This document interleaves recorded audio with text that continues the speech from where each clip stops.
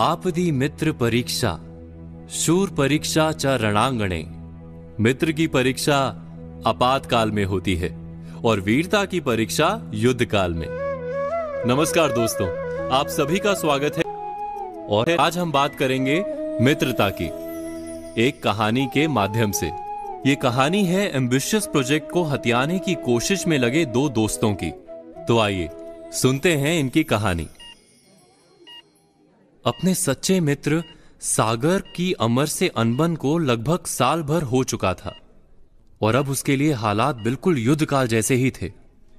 अमर ने निडर होकर अपने जीवन में कई बार जोखिम भरे कदम उठाए, लेकिन आज वो करोड़ों का दाव लगाकर अपनी हार का इंतजार कर रहा था। दरअसल 2 दिन पहले एक एम्बिशियस प्रोजेक्ट का कोटेशन भरकर जैसे ही वो वापस घर जाने के लिए निकला, एक तेज रफ्तार कार उसकी तरफ मुड़ी और फिर आगे क्या हुआ उसे कुछ याद नहीं। आज सुबह जब होश आया तो उसने खुद को अस्पताल में पाया।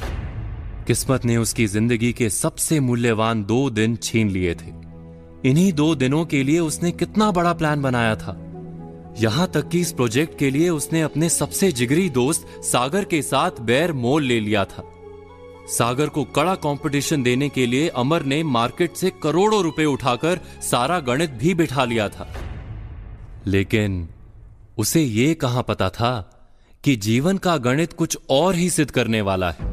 फाइनल बिडिंग में बस 1 घंटा बाकी रह गया था और इधर अमर अस्पताल के बिस्तर पर 3 फ्रैक्चर और फोरहेड पर 12 स्टिचेस के साथ लाचार पड़ा था।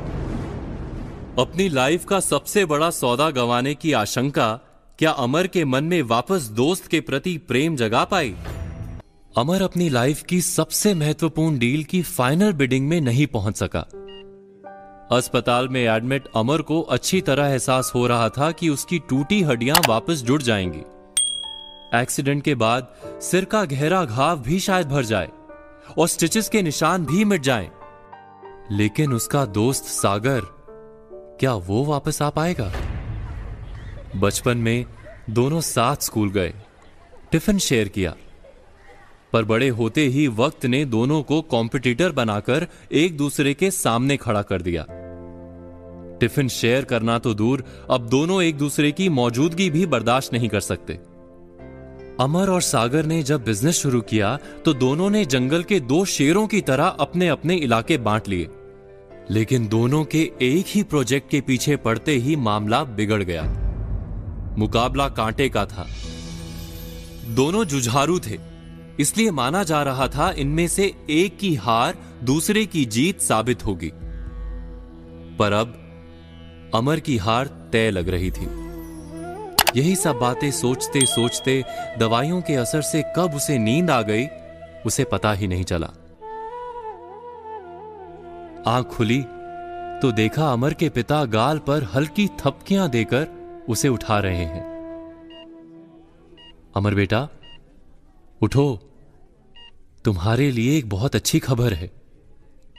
ऑफिस से फोन आया है कि आज की बिडिंग में वो प्रोजेक्ट तुम्हारी कंपनी को मिल गया। मैं तुम्हें नहीं उठाता, लेकिन मन नहीं माना, सोचा तुम्हें बता दूं। सुनकर तुम्हें खुशी होगी।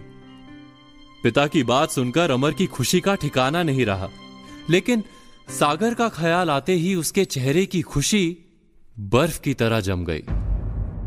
अमर अपनी जीत की खुशी ज्यादा देर तक क्यों एंजॉय नहीं कर पाया? अपनी जीत के एहसास से ज्यादा उसे सागर की हार क्यों सता रही थी? बेहोशी में 2 दिन बिताने के बाद अमर ने प्रोजेक्ट मिलने की उम्मीद छोड़ दी थी, पर फाइनल बिडिंग के बाद उसकी कंपनी को प्रोजेक्ट मिलने की खबर मिल गई। लेकिन अमर को वैसी खुशी नहीं हुई जिसका उसे अंदाजा था। उसके मन में रह रहकर अपने दोस्त सागर की हार का सवाल कौंध रहा था। वो अस्पताल में लाचार पड़ा था। उसने प्रोजेक्ट झपटने के लिए वो प्रयास ही नहीं किए जिन्हें करना जरूरी होता है। सागर ने किए होंगे, फिर वो कैसे असफल हो सकता है? जिगरी दोस्त रह चुके सागर का जुनून वो जानता था।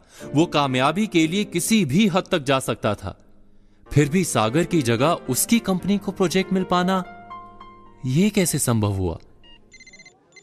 इस गुत्थी को वो ठीक से समझ भी नहीं पाया था कि उसके फोन की रिंग बज उठी। लगभग 1 साल बाद अमर के फोन के स्क्रीन पर लिखा नजर आ रहा था, सागर कॉलिंग। सागर का कॉल देखकर अमर की जीत की अधूरी खुशी कैसे पूरी हो गई? क्या दोनों की दोस्ती एक बार फिर जी उठी? मोबाइल पर सागर का कॉल देखते ही अमर के चेहरे पर जीत का असली रंग नजर आने लगा। प्रोजेक्ट मिलने की उम्मीद तो पहले ही अमर को नहीं थी, पर सागर का कॉल उसकी सोच से परे था। उसने एक्साइटमेंट में कॉल पिक किया। अमर ने कपकपाती आवाज में कहा, हेलो, कौन? सागर? सागर ने कहा, हां सागर, प्रोजेक्ट के लिए कांग्रेट्स। अमर ने कहा, थैंक्स यार, लेकिन मैंने तो सोचा था प्रोजेक्ट तुझे ही मिलेगा। सागर ने कहा, हां जरूर मिल जाता, अगर तू बिडिंग में आता तो मैं जान लड़ा देता, पर तुझे जीतने नहीं देता। पर तू अस्पताल में खुद जिंदगी और मौत के बीच झूल रहा था, मुझसे कोटेशन भरा ही नहीं गया। तेरे निकलने के 1 घंटे बाद मैं कोटेशन डालने गया था, लेकिन एनवेलप छोड़ने से पहले तेरे एक्सीडेंट की खबर आ गई। यार मुझे पता है तूने बड़ा दाव लगाया था इस बार मुझे नीचा दिखाने के लिए। खैर चल, तू जल्दी से ठीक होकर अस्पताल से आ जा, फिर नए सिरे से कंपीट करेंगे। अपनी बात पूरी करते करते सागर की आवाज भरने लगी थी। उसने असहज होकर जल्दबाजी में बाय बाय कहा और फोन कट कर दिया। 2 दोस्तों की दुश्मनी का ये 1 साल भी आखिरकार कट ही गया।